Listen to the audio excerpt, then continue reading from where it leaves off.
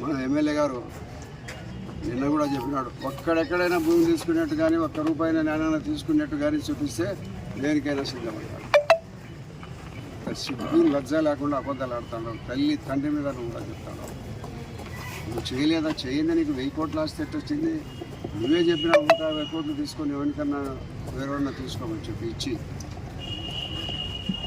నోరు తెరిస్తే అబద్ధము, నోరు మాట్లాడితే అబద్ధము, ప్రతి మాటలో అబద్ధమే అతను చెప్పేది. ప్రతి ఒక్క అంతటి దుర్మార్గమైన ఎమ్మెల్యే మన పట్టదనుకున్నారు.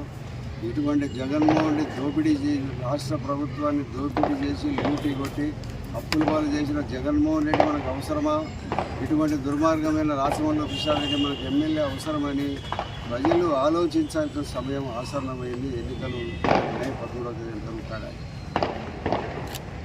ఈ ప్రభుత్వం మళ్ళీ ఒకసారి వస్తే మనకు పుట్టుగతులు ఉండవు. గ్రామాలు వదిలిపెట్టి పోవాలి, వేరే రాష్ట్రాలకు తెలంగాణకు జరుపుకోవాల్సినంత పరిస్థితి ఉండే పరిస్థితి.